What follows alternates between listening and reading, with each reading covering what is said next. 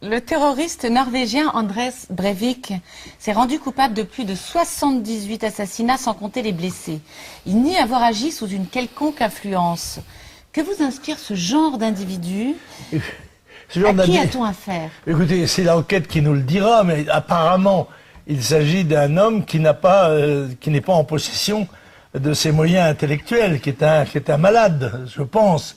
Mais la situation me paraît grave, non pas par cet accident d'un individu qui, sous l'effet d'une folie, fût-elle passagère, se met à massacrer ses concitoyens. Ce qui me paraît plus grave et que démontre cette affaire, c'est la naïveté et comment dirais-je, l'inaction du gouvernement norvégien. Voyons, c'est extraordinaire. Vous savez que les policiers en Norvège ne sont pas armés.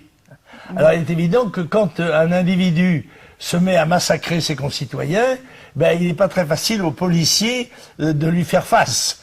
Et d'ailleurs, je pense que s'il y avait, je crois, un garde du corps lors de la réunion des jeunes travaillistes, il a d'ailleurs été abattu l'un des premiers. Alors, ce qui me paraît, la responsabilité la plus grave, me paraît être celle du gouvernement norvégien et de la société norvégienne qui s'est endormie dans un confort que lui procure d'ailleurs, il faut le dire, les hydrocarbures. C'est un pays producteur et exportateur de pétrole, c'est un petit pays sympathique au demeurant, mais qui n'a pas pris la mesure du danger mondial que représente d'abord l'immigration massive, qui est la cause principale, semble-t-il, dans l'esprit de ce fou meurtrier, mais encore le terrorisme qui est un phénomène mondial, qui n'épargne pas a priori tel ou tel pays.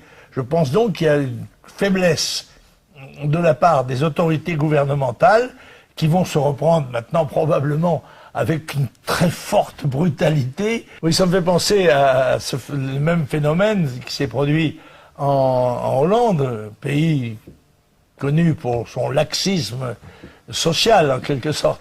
Eh bien, la mort de Pim Fortuyn et de Theo van Gogh a suffi pour provoquer une réaction extrêmement brutale de la société hollandaise qui a pris conscience d'un seul coup des dangers qui la menaçaient. Et je pense qu'il en est de même dans tous les pays qui avancent les yeux fermés en face des phénomènes de notre temps.